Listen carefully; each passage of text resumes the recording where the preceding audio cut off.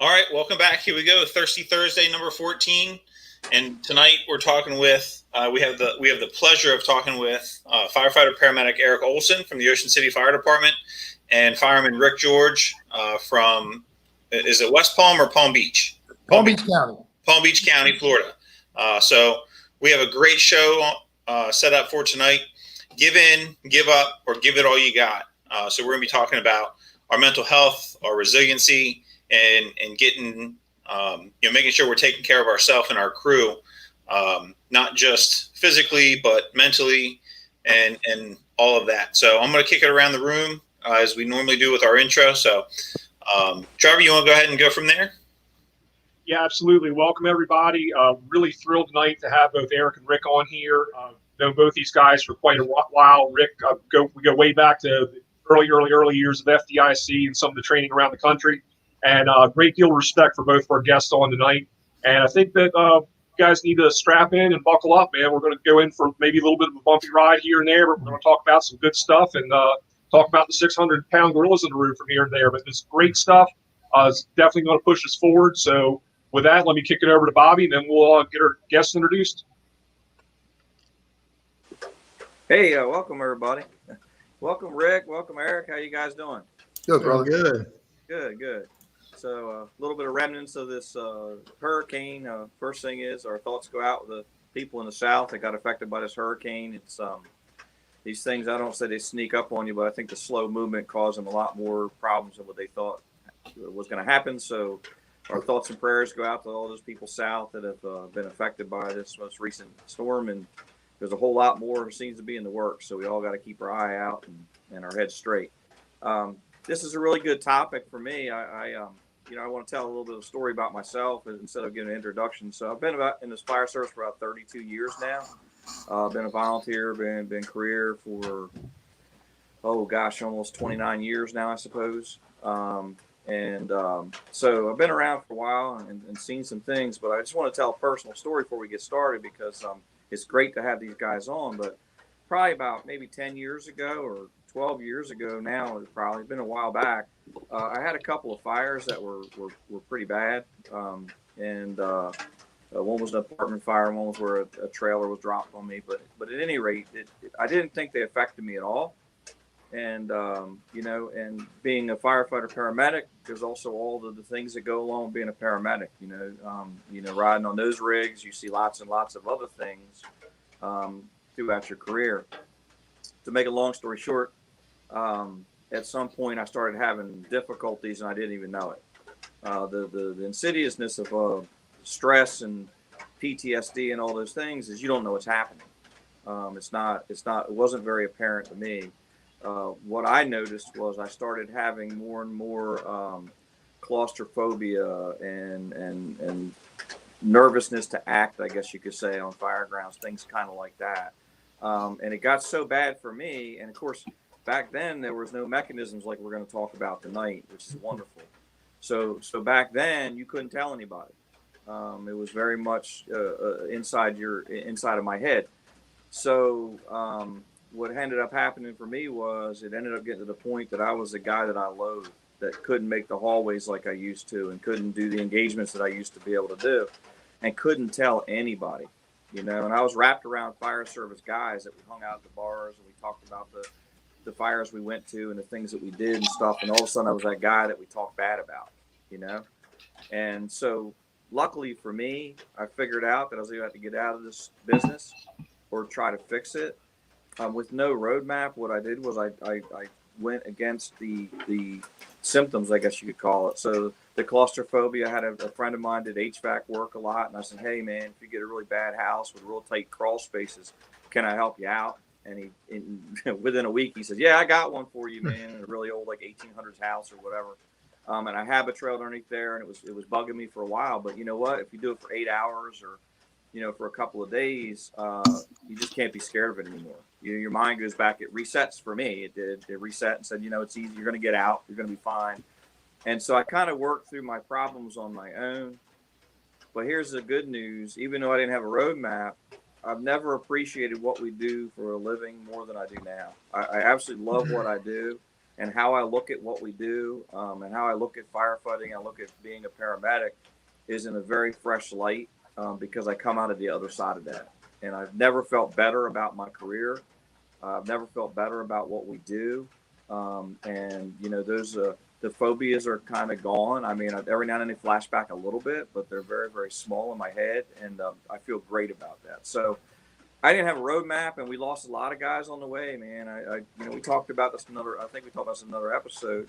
6 people that I worked directly with have committed suicide over my career. 2 of them were partners. So it's very real to me that these stresses are very real for these people. And so it's really glad to talk, but I don't want to take up your time anymore. I want to hear what Eric and Ric have to say. So I guess we'll bounce it over to Eric, who's just started a program up here in Ocean City with us that's been doing a phenomenal job. So Eric, if you want to introduce yourself, my brother.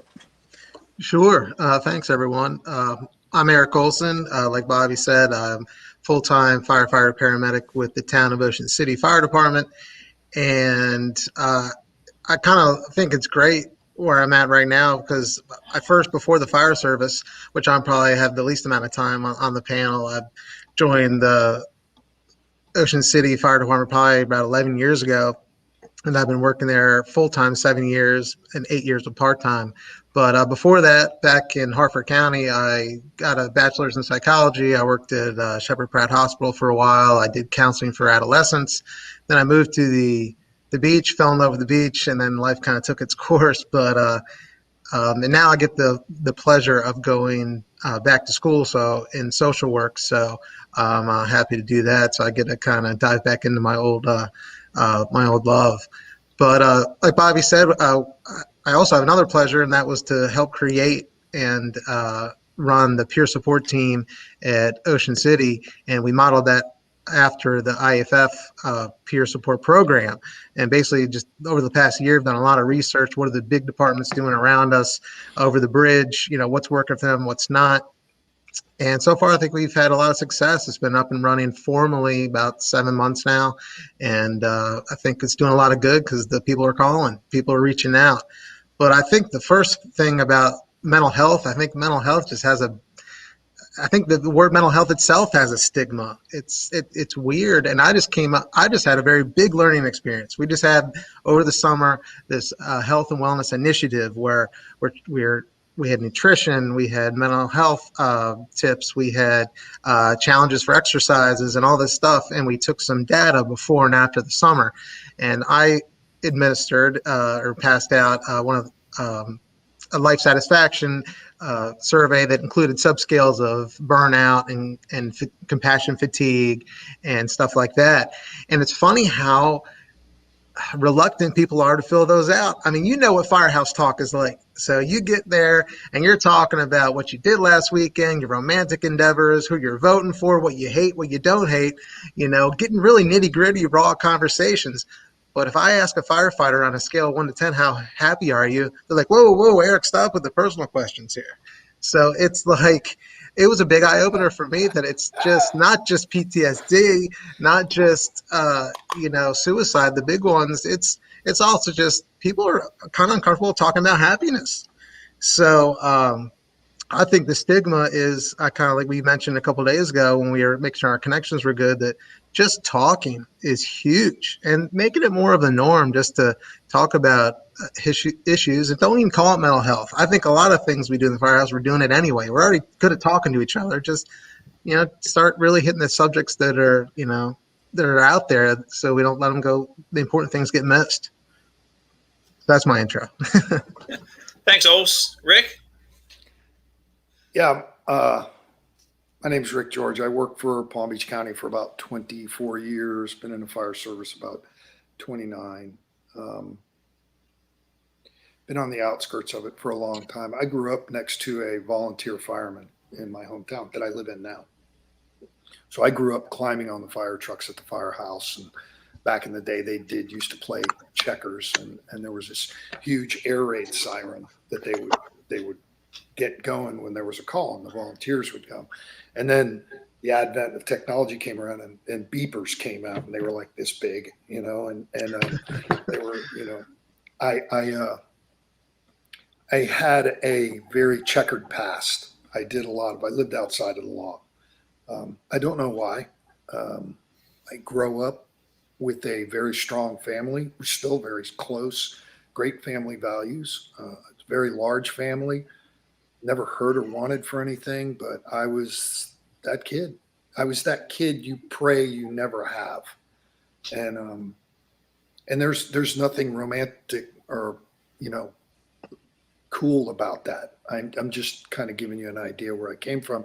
Into the fire service came about after I got sober. I've been sober 33 years, and it's the single longest thing I've ever done in my life. And it's actually pretty cool because it's opened all kinds of doors. It opened doors to the fire service. When I was diagnosed with PTSD 12 years ago, it opened doors for me to be able to talk with people that have mental health issues, whether it's PTSD, TBI, anxiety, depressive, whatever it is. It doesn't matter, because people will come to you when they know you've experienced something, because you're safe. You won't be judged. And I get it. I do. I get that. So that opened the door for that, and that, which in turn opened the door for me to co-author a book called Developing Firefighter Resilience with Bob Carpenter and Dave Gillespie. And it's a performance book. It's a methodology performance book, but those methodologies are the very same ones that I utilize teaching in the mental health industry. For the last 7 years, I've been working at a treatment facility. It's called FHE Health in Deerfield Beach, Florida. And there's a program that we have in there. It's called Shatterproof. And Shatterproof is a uniform personnel program.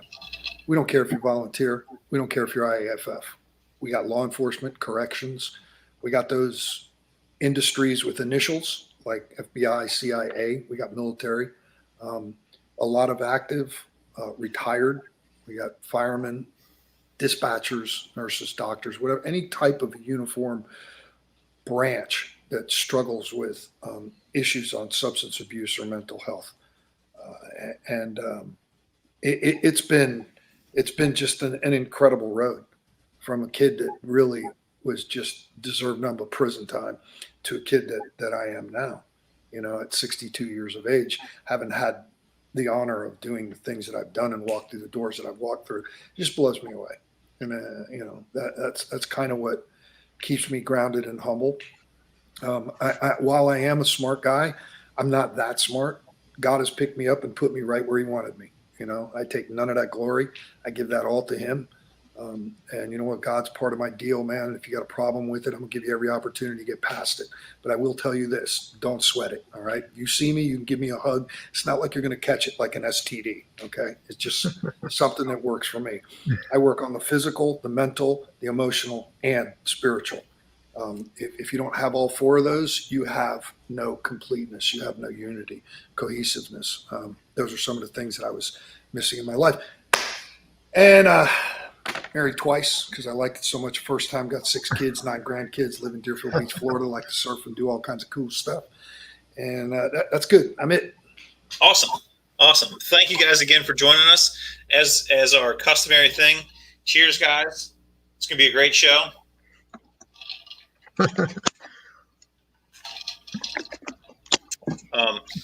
And as we typically do, the conversation just kind of goes wherever we take it. Anybody that's watching, if you guys have questions, we can see them if you post them. So post questions. Don't hesitate if there's something that pops up. If you have our numbers and you're like, hey, I want you to ask this question, but you don't want to post it on there, that's cool. Shoot us a text and we'll get that in there. Yes, sir. Go ahead. Dan, I got a question. Outstanding. Hey, Olson, you were talking about earlier, and you hit on something that's really important, and I want to throw it into the conversation for you and Ric tonight, is the stigma of getting help. I mean, I've been in fire service for quite a while now, and I've seen it go from where we just didn't talk about it, or how we did address and talk about things might not have been the most productive, to now they're actually putting some of the resiliency training, and a lot thanks to Ric and his work, into the fire academies, where that's a block of instruction where they talk about mental health, physical health, all the things that they kind of bring together. But a lot of firefighters, myself included, are reluctant to reach out and get help because they feel they're going to be stigmatized or looked at a different way. And whether that's for future advancement or just the brother or sister that's on the line next to them. They don't want to be looked at differently, or they might enjoy things like hunting, or they might have a concealed carry and like, oh my God, if I go get mental health counseling, the Black Suburbans and the Jayhawks are going to be coming around my house. So with that being said, Rick, you had said something the other night, and it made me just frame something completely different. We do a lot of training on May Days.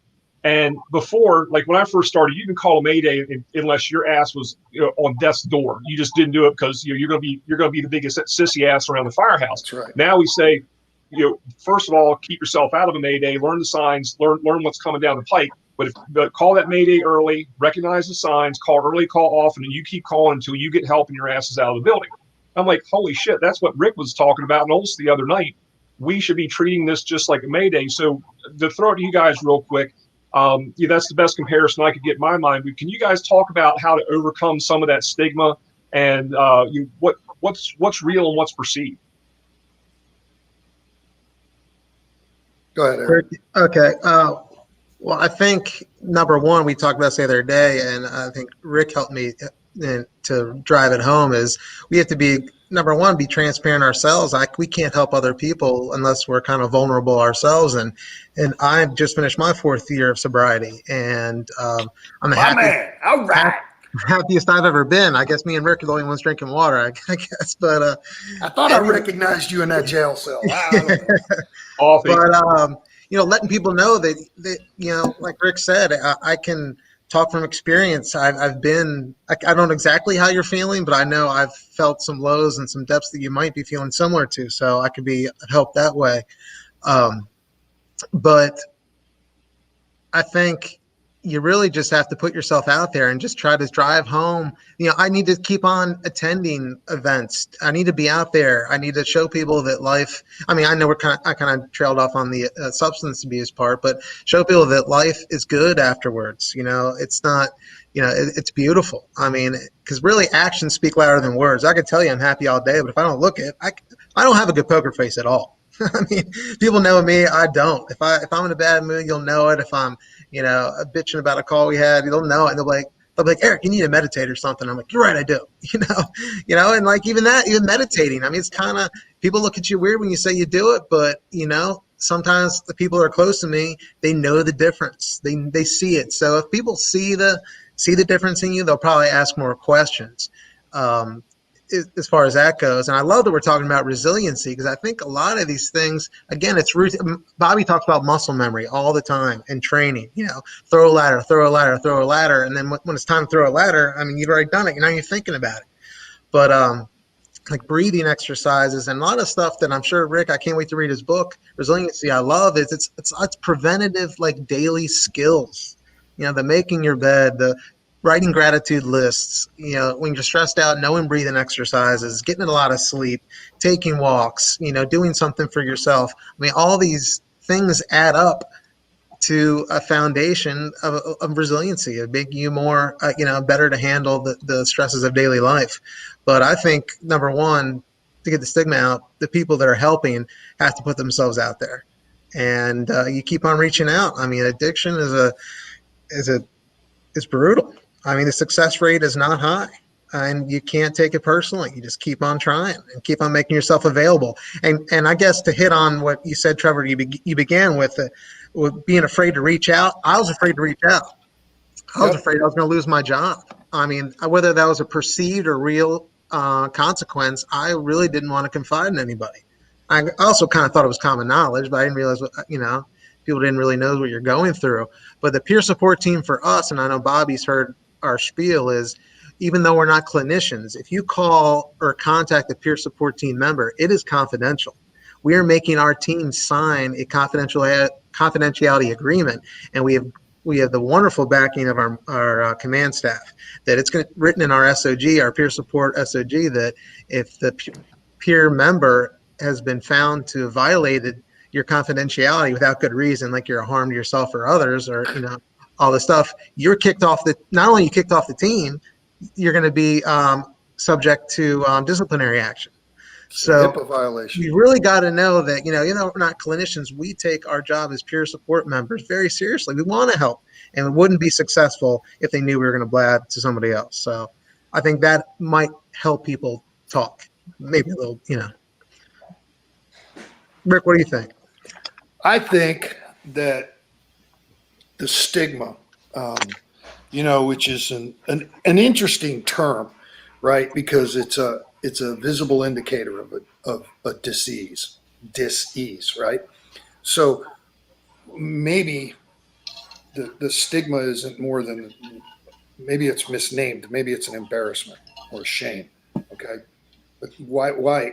Let's put it in perspective. Why is there no stigma about the lack of leadership that we have in the fire service? Why is there no stigma around why we let men commit suicide and destroy families through alcohol and drugs and lose their careers and all kinds of stuff? Why don't we? We're real big. Like, you remember the stigma that you would get? Well, Bobby may remember back in the day, you didn't put an air pack on. It was a stigma, bro, right? You didn't put an air pack on. You were weird, now you don't do anything without an air pack on. You're an idiot if you do. Okay. But we do a lot of stuff in the fire service, right? When we go on fires, we 360 our buildings. Why? So we can get an advantage to anything that could go wrong, so that we can keep our people out of harm's way and mitigate whatever the problem is. We should be 360 in our people too, and it's very simple. We discussed it, when we did the thing, the tune-up before. And I mean, we have in Palm Beach County, we have an annual mental health day, right? Or an annual medical physical. So everybody goes on their birthday and they go in, they got to do this medical physical. If you don't do it by your birthday month, you're in out of pay status. And so you have to complete all of this stuff. And I tried to get them to put a mental health check in, because you have to do a little bit of typing on the computer when you get there. And a mental health check in. You start getting a baseline on people, start asking questions. It's kept strictly confidential, just like your medical records. It's part of your medical records, and it's not associated with admin. I believe, and it's been my experience, and I have seen cops and firemen and every discipline, they're more concerned about losing their career because their admin will not cover their ass if they come forward and say that they have something wrong. That speaks to the leadership or lack of in this country, in every discipline. When your people are worried about that, then you don't have their best interest in mind. Why are you there? Why are you there? You're supposed to be leading our men and women and making them as strong as possible, helping them. It's a brotherhood, right? You're supposed to be binding people together. That doesn't work like that. You know how it is. In some departments, if you're well liked, you're covered. But if you're not, you're screwed, bro. You're screwed, And good departments, everybody's looked at equally, like they take care of you. I'm losing everything. Are you back with us, Rick? Yeah, I can hear you. I saw you all drop off one at a time. I figured my internet connect. The running joke among people I know, they say the guys in Afghanistan got a better freaking connection than I do. So. And you said interconnect. Oh, and I wanted to say that what you were talking about with the stigma, remember something. People that have these, oh, damn, am I back yet? Can you hear me all right? Yeah, you're good. All right. So people that have these alleged stigmas, right? They come out and do incredible things, like Black Rifle Coffee. They do nothing but do stuff for veterans. And they keep giving back. They keep giving back by the skill set that they've learned. That skill set that they've learned has led them in a certain direction. They understand that to be their purpose. When you have a purpose in life, you can, not only will you be successful, but you'll be fulfilled. Is my internet really that bad? No, you're good, man. Okay, cool. Yeah, that was all clear for us. All right. Actually, we just got a comment from Justin Cassell, and I just threw it up on the screen, but talking about in the past, you get back from the call and you'd be busting somebody's balls, and in the long run, is that leading to making things worse? It's the same thing like what Trevor was talking about. You call that Mayday, and you were getting low on air, and you're less likely to potentially call that in the future. Is it the same kind of thing? And I think the more that we educate, that we help with this, or like what do you guys think about that? So Eric, would you agree that there's a line between ball busting and being a jackass? I can get with my boys and I can bust their balls and all that, all in humor, right? And especially I run groups with 15, 20, 30 guys in it. There's 8 personalities from all 4. And we bust balls, man. I know exactly what he's talking about. That's just being a jackass. I totally agree. And I think it's a slippery slope. I mean, everyone knows you can walk into a room and get your balls busted, but there's a difference between ball busting with love and balls busting. It just seems toxic. And also it gets to the point where it's the culture. It's what kind of environment are you fostering? I mean, and I get it in too. If you get on a negative run, man, just like the stock market, man, those stocks fall quicker than they climb. Like you can get in this negative, downward spiral quick. So it's okay to bust balls, but if that's all you're doing, even if it's meant out of good fun, it just kind of gets to the point where, dude, it takes crews down. It doesn't take just one person down. So I think you'd really have to be conscious of that. I think Justin's right. It totally can have a long-term effect. People don't want to come to work. I don't want to work with that guy. I know he's just going to bust my chops as soon as I walk in the door. Even if he's in good fun, I don't feel like it today. And everyone doesn't know what they're doing, what they're going through on a daily basis in their head or at home. I mean, sometimes they don't want to deal with the busting everyone's chops. So I think you're right. There's definitely a line between being a jackass and not. But I do think, just as far as the negative comments,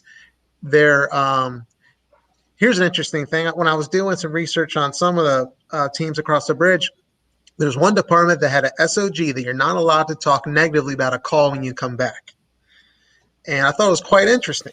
I mean, and they used the example that, say someone comes back and says, oh man, that heroin junkie, he didn't deserve us to give him an IV or whatever what it was. Say someone in that room had a brother or brother-in-law that was dealing with addiction. I mean, you never know what someone else is dealing with. So they had a flat out look at, we can critique calls, on a basis where we're not here to bash the clients, our patients, anything like that. So that was just being aware of just promoting negative.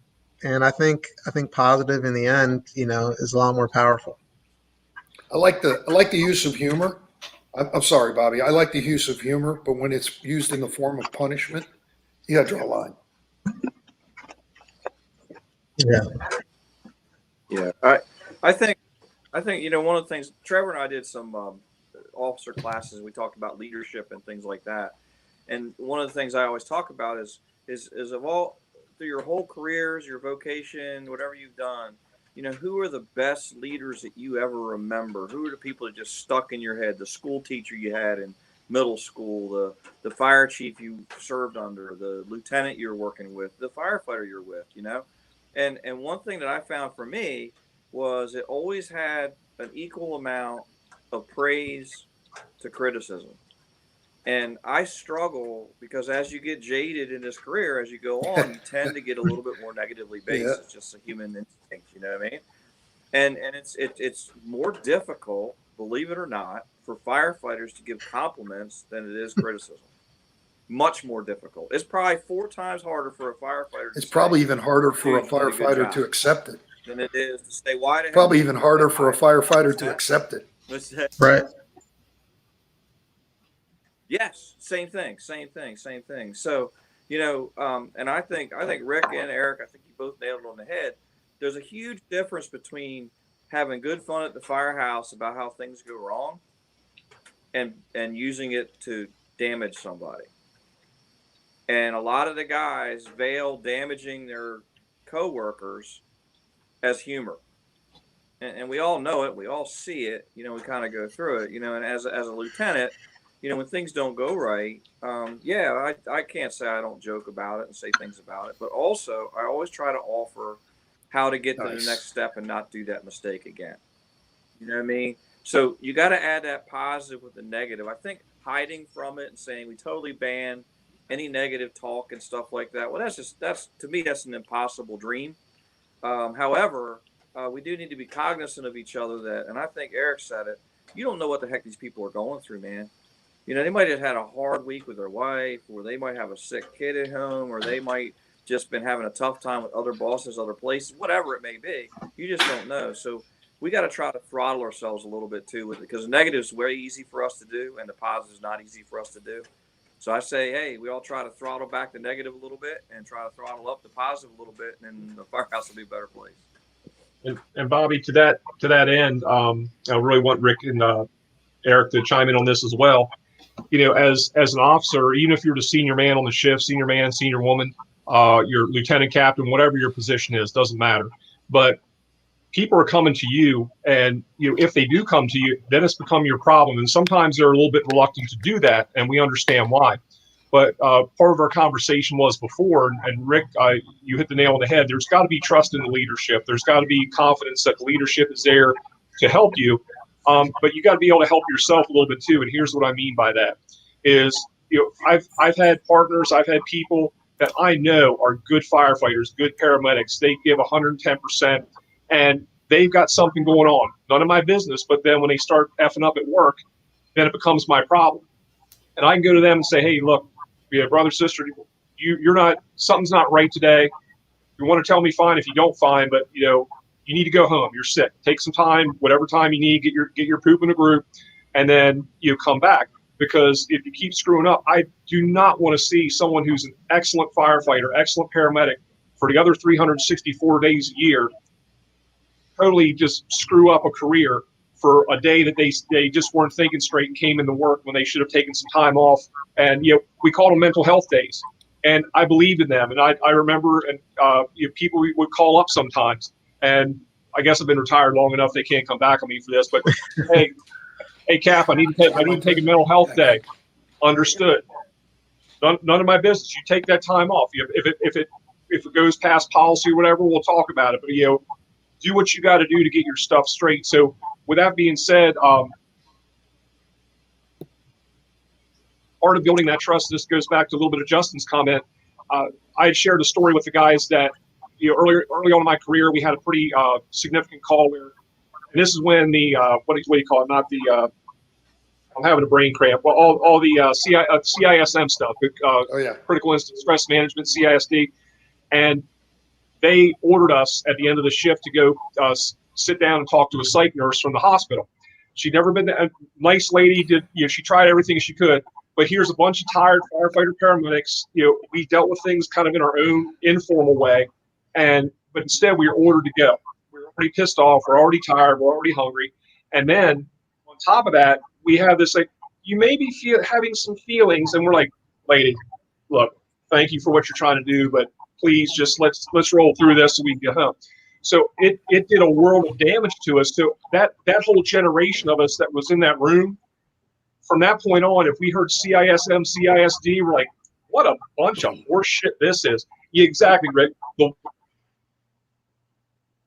walls went up. So it was the way and manner it was going about. I'm glad to see me going forward. But from your guys' perspective, you know, I think it helps when we have the ability to talk across from somebody, and just like your Shatterproof program, Rick, where you know, you might not have directly worked with that person, but you know they've been down a hallway. You know they've been on that call. There's one of our viewers here that came in and did some CISD things some years later when we lost one of our junior members in a vehicle accident. And I was on that call that night. And I've never worked with her directly, but she's been on that same call somehow, somewhere during her career. And it was a night and day difference from the people that were sent to us versus what we were sent to earlier on in our career. So I'm glad to see it evolving. But where do you see things now? And do you have to have that crash and burn story? Because a lot of guys are like, I haven't crashed and burned. I'm okay. And they kind of deny where they are. I've done the same thing. I'm probably still doing it now. But do you have to wait till you crash and burn to get help? Where are we in the evolution of everything? I think it's cumulative. First on this one. I think it's cumulative. I don't think it's one call. I think that I think it can be one call. I mean, I think if you're a citizen or a civilian, you're caught in the shooting, the Batman shooting out there in Aurora, Colorado. Yeah, I think you can walk away with it. I think that women that are sexually assaulted or abused, I think, yes. I think people that are mugged and stuff, can that happen? Yes. But in this career track, I believe it's a accumulation of things. It's going to be, it was never the gore. I mean, it was always the family's reaction. It was always the cries, the screams, the smells. It was, hearing somebody beg God to make their dead loved one come back. It was always, people walking around with that 1,000-yard stare where they're having an out-of-body experience. They're there, but they're not there, and they think it's like, this is a bad dream. I'm going to wake up and, do you know what I'm saying? I think you have enough of those, bro. It's just a matter of time before something resonates and you make the association with you. You have a tendency of looking at your life and looking at how, whenever you're facing your own humanity, when you're facing your own life, when you realize, oh shit, this is big stuff, and it takes it to a different level and it shifts it, and you haven't prepared yourself for the mental, the emotional, and the spiritual side, and all you've got is the physical. Guess what?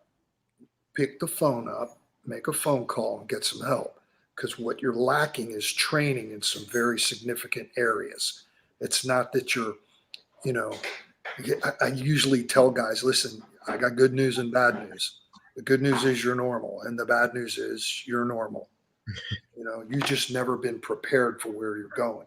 And that's what our motto is. Our motto is preparing the mind for where the body's going to have to go, But I think any of you guys can testify to that. And I agree. And there's most of you guys know or have seen Paul Combs' illustrations, and the one that hit home the most, or one of the ones that hit home the most, was based on an experience he said he had. But when I read it, it was a firefighter in a job shirt, and some guy sitting next to him in the airport. It's like, oh, so what's the worst thing you've ever seen? And all the spectral figures, all the ghosts, are like, which one of us are you going to tell them about? Right. And very true, Rick. Thanks for bringing that up. Yeah, I mean, if I could just add on that, I agree with Rick. I mean, definitely cumulative. I mean, it could be one event. I liked how, but it was Howard County. G. Bear explained this to him. He was in he does their academy, their education. But when the new recruits come in for mental health and for resiliency in general, and he was saying whether someone throws a 200-pound dumbbell at you and you grab it and it rips one of your tendons in your forearm, or if you do like 150 reps and you hurt yourself, then it doesn't matter. It's still an injury, whether it happened, right away or it happened over too many reps. The result is the same. And they really do know, I mean, that this changes the brain chemistry. I mean, That's PTSD alters the physiology of your brain. And and Rick works in the treatment center, and he sees this a lot more than I do.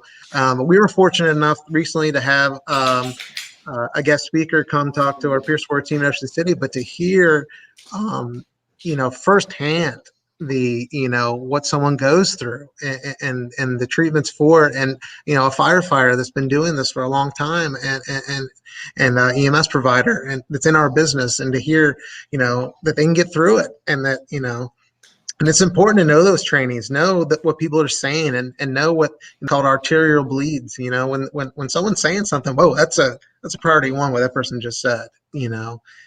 But we're still learning more about PTSD, but it's only, I think I'm glad that we're talking about it now, because there's a lot of good research out there showing that these treatments, these non-invasive treatments over short periods of time can help so much. But we just got to know that it really is, something that happens, and everyone's cup of sorrow is different for different people. What's going to fill my cup's not going to fill your cup. That's right. And at different points in our lives. I mean, I'm not the same person today I was yesterday. I mean, life just is constantly changing. So tomorrow might hit me, but I as soon as you said that, Rick, it's the families. I mean, I can remember this one time, and just like I can pop that in my brain like that, because it was people. Brings you right back, don't it, man? Friends I knew when I was working in the restaurant business, and see his wife pass away. I mean, I can hear his screams.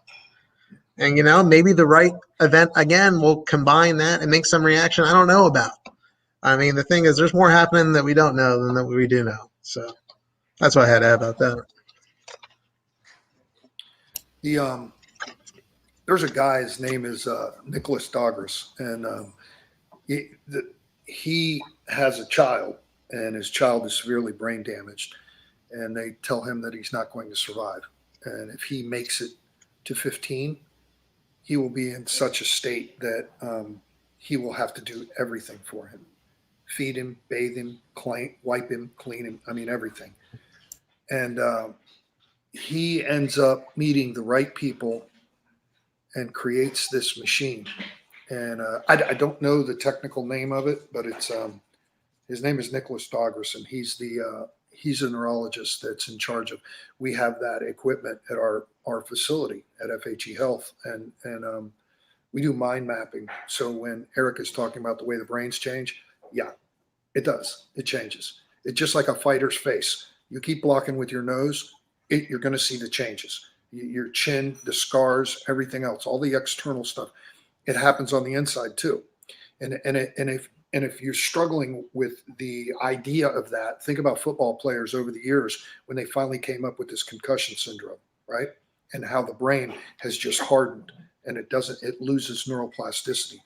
Well, Nicholas develops this machine for neural stimulation, where they give you very, very mild electrical stimulation to your brain to wake up the parts of the brain that go to sleep.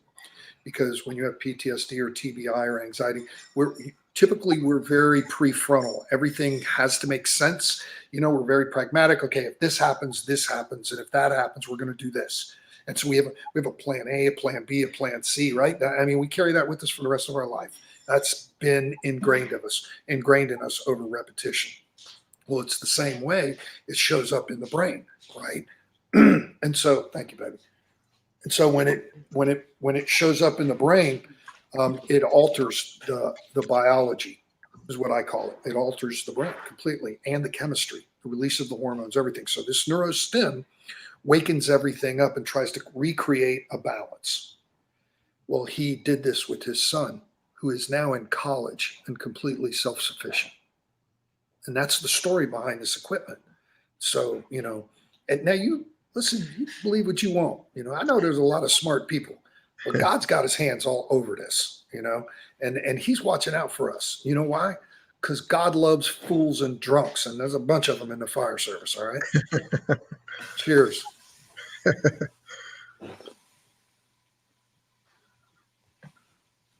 What's the next question?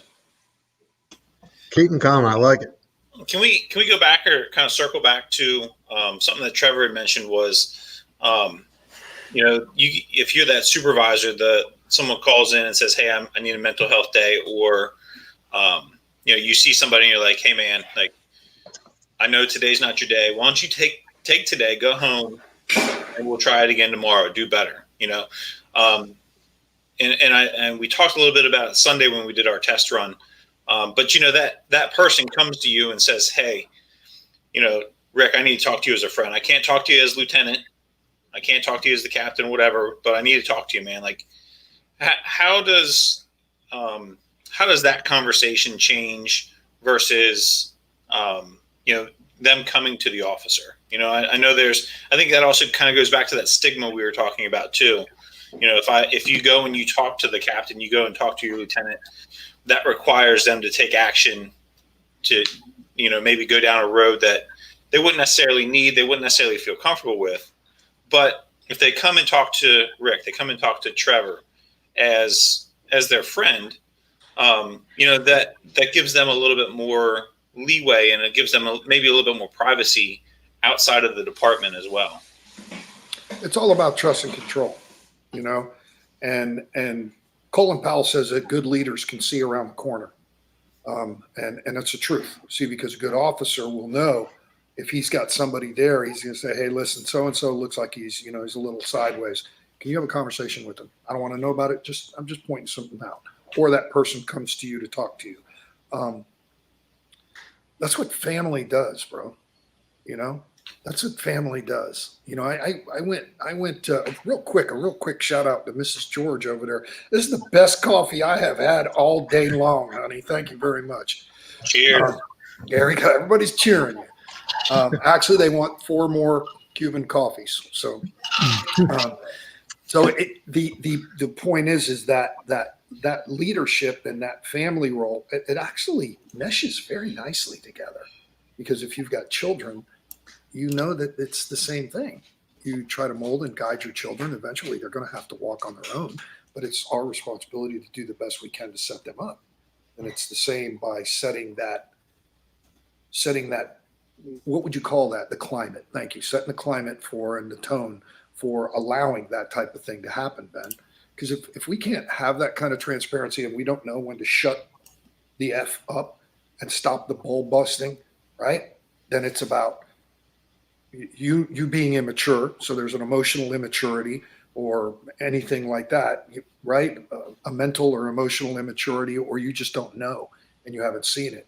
And that's when a senior man or somebody just needs to pull them aside and say, hey, it's time for you to, STFU, and learn. Listen, all right, you got 2 ears and 1 mouth. There's a reason God did that way. Okay. I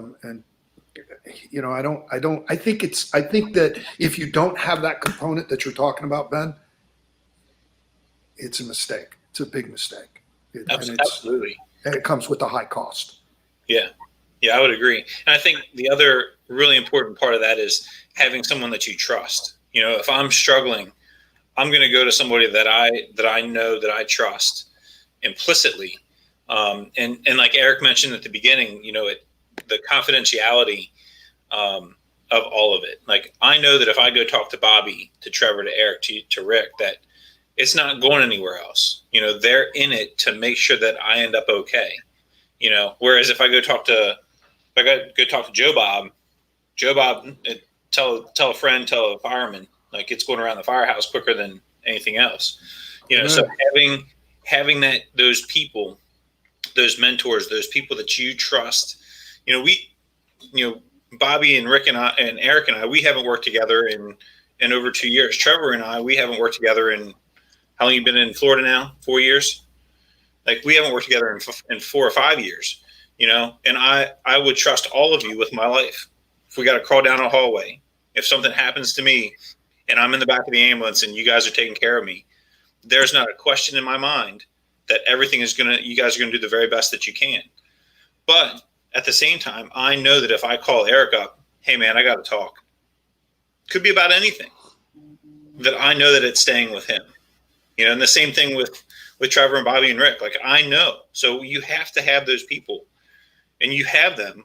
Everybody has them in the firehouse, and you have to take that time to trust them and to mentor those relationships. You mentioned something that's a great analogy, and Trevor, Eric, and Bobby have all talked about it. And so you trust, there's people that you trust, your company, to make the hallway, to do the rescue, to make the grab, to take the top off a roof, to force a door, to do whatever it is that needs to be done, to not abandon me when I'm the guy on the hose because it's getting hot, right? So it's the exact same type of training. It's the same methodology. It's just redirected in another way. So I'm jealous because Eric will talk about it because he's successfully pulled off putting it into the academies. If that is taught on the front end, not only does it help your mental health, it affects your performance. It makes you a better fireman. It makes you a better operator. It improves situational awareness, critical thinking, rapid pattern recognition. It has the exact same effect. It's just the way it's directed. And Eric, you guys have that did you institute that at the academy there? No, we don't have it in our academy yet. But I know that it's done in like some of the bigger counties. Bigger departments across the bridge. But I think we're going to get there. I think we are. So we've only had this less than a year now, this program, but I think we're getting there for sure. Good. That's a big deal, bro. And I think what you mentioned too, and a second part of that is also, we've already talked about management having the backs.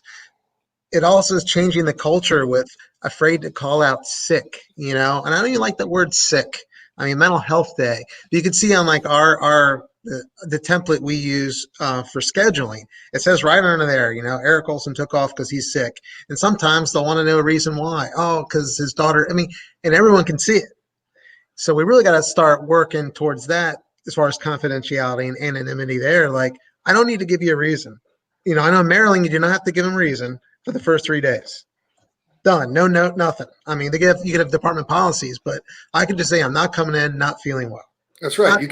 I think not feeling well sounds a lot better than sick. Sick's got the stick with it. Maybe if we just classified it differently and said it's a personal day. Right. And I wish we had that, just paid time off. It could be whether you're sick, whether it's holiday, whether it's vacation, it's just paid time off. But, you got to crawl before you walk. But, that's true. Yeah, you're right. But I'd like to get to that point that people can take the mental health days that are, like Trevor said, are crucial. They're vital. You have days with your family at home when you're like, guys, can we bag our plans today? I just want to stay home with you guys. And that's what the family needed at that point in time. Sometimes it's not the best idea to go to work. And that's just the nature of the beast. You're giving 25 years, 30 years of your life to someplace. I think you're entitled to some wiggle room. Hey, the studies even show that shift work is a class A carcinogen or a type 1 or whatever. It's a carcinogen. And the studies show, I don't know if you've heard of James Gearing. He does a podcast called Behind the Shield, but he's very big on the sleep aspect. And it's the recovery aspect that's important. And then they're saying it takes 72 hours for you to recover from a sleepless shift. Yeah, Bob did a lot of research on that. Yeah. And they did sleep studies where they showed that even 25-year-old kids who work in 2 jobs, 25-year-old kids started showing coronary artery disease because he was being woken up in the middle of REM sleep. It's terrible on the body. What happens then? The cortisol level comes up. Yeah. And you know what the byproduct of cortisol is? Systemic inflammation. Yeah. And that's organs. Yeah. You know what the number 1 killer of firemen is? Heart attack. Systemic inflammation is directly related to heart attack and the occurrence and the severity of it. I wanted to, if I could, I want to talk a little bit about the leadership part of this thing. I think we're all very familiar with the shotgun approach to management styles where one person does something and the management shotguns out. I think everybody's aware of that problem. And though we haven't solved it, I think we're very aware of it. There is another problem, and I call it a friendly fire problem. And so we're talking about people calling out sick. Managers tend to get upset by numbers. So they see numbers of X amount of people are calling out sick from the fire department across these 4 shifts, or this shift is worse, or whatever. And what happens with the friendly fires, let's say Eric Olson never calls out sick, but he just happens to be at the time where they've decided to crack down on this thing. And so as leaders, we have got to understand that first 3 days should be free. If it becomes a problem, you'll know it's a problem. And then you talk to the person about, is there something going on at home? Is there anything going on at home? Those types of things. But as managers and leaders in fire departments are taking that call, we all know that guy, you get ready to call out and you might be sick. You might be injured and you look at you, oh my God, I got to call this guy. You're going to get the 3rd degree. You're going to get this, and you're going, why can't you come to work? And oh my God, I got to fill this shift, and it's a weekend, and whatever else. We as managers and leaders of the fire department have got to allow these things to happen, and I call it friendly fire. It's where you get pushed by numbers and other things, and it just happens to be that guy that ends up on the end of that gun barrel of, oh, this is what we're going to crack down on this now. So the guy that called out 18 times before to piss him off wasn't the one that called out this time, was Eric Olson, and Eric Olson got in trouble. And that's from the management side of things here, is we got to kind of let things go a little bit. People have sick leave because they're expected to use it. So, if they abuse it, that's a whole different thing, but they're expected to use it. Let these guys have a break as managers and let them call in and let them do their thing. And if it becomes a problem, you'll know it's a problem. It's just like they argue about whether you go inside houses on fire or not. It's very obvious what houses you shouldn't go in. You don't need to have a committee meeting about it. And it's the same thing with sick. If I'm a sick leave abuser, it's going to be very obvious to the managers that you're sick leave abuser. How'd you do that? Anyways, that's just from the leadership side. Trevor, you want to talk about it a little bit, but I mean, it's just leadership side of things is give these guys a little bit of a break, man. You know, I mean, sometimes people just do need a day off. And Bobby, I agree with you wholeheartedly. I started to mention it before. There's a point in time when someone's absence, someone's personal issues, when they bring them into the firehouse as that officer, as that leader, it goes from, okay, they're talking to you as a confidant, but then you have an obligation to go forward with it. I look at it very simple. It's just like that lieutenant, that seasoned lieutenant who's taking a probie down a hallway. That's uncharted territory. They've never been there before. It's dark. It's scary. It's hot. They don't know what the hell is going to happen to them. So, hey, hold on to my coattail, kid. I'm going to be your guide. I'm not going to let any harm come to you. Just follow my lead. That's what you should be doing as that officer, as that leader. If you have a sick time abuser or that guy that you know is going to call out sick and game the system all the time, take that rifle approach like you're talking about, Bobby. Don't let everybody have a pellet in the whole department. But that's what you should be there for, is give that guidance, because they don't know. If everything was going super freaking wonderful in their lives, they wouldn't be having that issue. So obviously something's not right. When a firefighter, paramedic, EMT reports to work, you need them to be there mentally and physically. And I push on my folks all the time. Number one priority today, operational readiness. That's you, your gear, your equipment, your uniform, your head and your heart. That's where you got to be. If all those elements aren't there, then you're a danger to yourself, you're a danger to us, and we're not going to serve the community that we're supposed to be there for. And that's a pretty weighty obligation to put on somebody every day for 20, 30, 40 years, and not expect the machinery not to break down from time to time. That's correct. That is correct. This is maintenance. We do preventative maintenance on our fire apparatus. Start doing it on your firefighters and talk to them about stuff. You have those difficult conversations. You don't want to get everyone's business, but at the same time, when they bring it to you, and you do have to take it to that level, we'll say, okay, hey, look, brother or sister, there's an EAP, an employee assistance program that might help you. They may or may not want to do that, or they can look outside, like some of the programs that Ric and Eric are talking about. But either way, I don't want that person to have harm come to them, their family, but they have to be part of their own process. Also, I can't do it all for them. I can guide, but to say, hey, I'm going to force the door for you, but you're not going to go through it alone. And that's what I think some of the folks are afraid of, that once the officer touches that base, and to me, it's like checkbox command, and I'll get off my soapbox. Oh, yep, touch that base, check on the command worksheet, and then they wash their hands of it. Now, this is your family, this is your crew, this is your department, and each and every one of them, you don't know what they're battling. They might have a smile on their face, but every single person, everybody, I don't care who you are, is dealing with something. Big, small, real, perceived, they're dealing with it. So to me, it's that situational awareness. Go back to just like what Ric was talking about. I'm so glad you said that, because that analogy is popping in my head as well. But be that lieutenant with the probie, and not that person's any less experienced for coming to you. You're there to guide them. You're there to mentor them, and you're there to basically run interference for them and say, no harm will come to you today, brother. And if it does, I'm going to be there with you. That's simple. Sadly, it's one of those to get the officer in that mindset, to train them, to have them prepared for that comes from above. If you don't get that order from above, it ain't going to happen, because it's like one of those, how do you know what you don't know? The officer's going to go, oh, you mean that's part of my responsibility too? Yes. I can tell you wholeheartedly, the men and women that I see typically don't have a problem at work. It's their days off where there is no structure that they have problems with, and if we can't help teach people about that, it's a problem. I started taking stuff out of our book, like segmenting and meditation and reading and things that resonate, and learning how to utilize meditation for mental rehearsal and incorporating that. I used it for, Groundhog Day, for this virus thing that we got. Every day is the same, and it's like people are like fed up with it.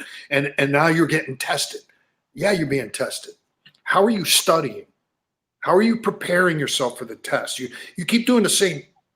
I almost said it. You keep doing the same thing over and over again, you're going to get the same thing over and over again, and we can't, if we don't set the example and explain, listen, if you keep doing this, if you keep doing A, you're going to keep getting B. If you're trying to get to C, then you got to do something different, right? And it's the same way with forcing a door. What do we teach them? Different techniques. This is how we start. If that's not working, finesse it, change it. use the other side, create a gap, set it, force, we teach them how to do things. We teach them about sounding roofs. We teach them all these techniques. It's the same stuff. It's the same methodology. It's a different direction, but what you're talking about, bro, that's a big deal. That's a big deal to really empower our officers. Then the first step that has to occur now is you got to quit testing on short-term memory and rudimentary stuff, and you need to do non-cognitive testing, because what you're trying to do now is you're trying to glean the people that have personalities and characteristics, moral character, to be able to attain that kind of thing. Those people that'll do the right thing just because it's like, it's just the right thing to do, man. Well, let's help this guy out. Why? Well, because he's struggling. That's not so common. Most of the time it's screw him. He got himself in it. Let him get himself out. Till they're the ones in it. And then they're like screaming and yelling, there ain't no brotherhood in the fire service. Shut up. Shut up and show up. That's like it says, right? Give in, give up, or give it everything you got, man. Can't believe we've been here for an hour. Holy crap. Right. We were talking the other night how fast this goes, right? Boom. It's nuts. So with us being at an hour, let's go ahead and kick it around. We'll do our closing and our final thoughts. So, Trevor, you want to go first? Sure. Eric, Rick, all you guys, thank you so much for being here. Just, sharing the love and respect for the fire service and putting the message out there. I think what you guys are doing, and I know there's a lot of people like you out there in the fire service now, just not enough. Please keep making the push. And really nothing but love and respect for you guys. Thank you for being here tonight. And I look forward to this conversation continuing. This isn't an end point. This is a beginning. So thank you guys very much. Appreciate it. Bobby? Yeah, I really, really appreciate you guys coming here. And one thing for everyone listening or tuning in, Trevor and I were teaching out in Alaska, I think it was last year.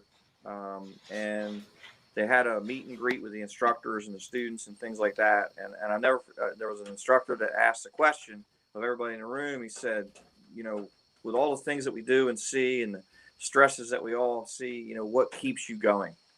What keeps you going in the fire service, and it kind of resounded with me because I had gone through my problems only a few years before that, you know what I mean? So I kind of like, bam, it made me really think kind of deeply about it.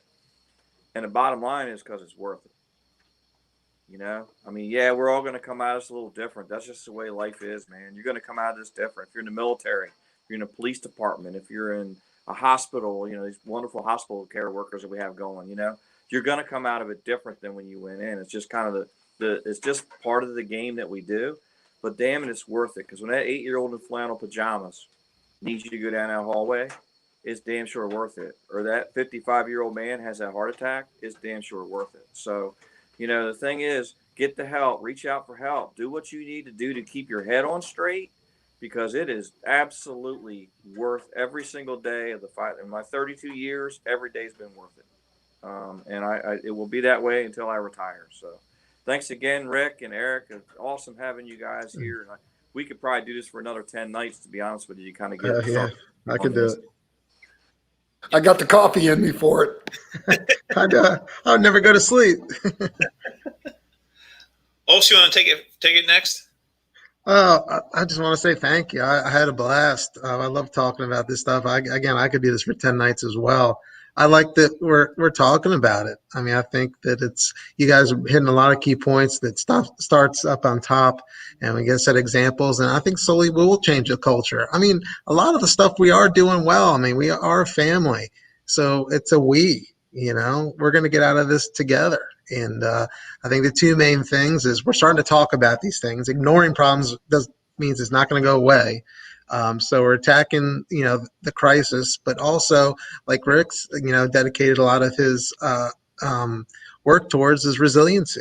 We're preventing a lot of things from happening. So I think it's dealing with the things. It's okay to talk about it, and because we realize that evidence shows that by ignoring it doesn't work, and to try to prevent the next one. And I think, like Rick said, we're trying to make sure we're healthy in all facets of the human, And the spiritual, like you said, is a key component. So thanks for having me, and it's a pleasure being on here. Thanks, Ric.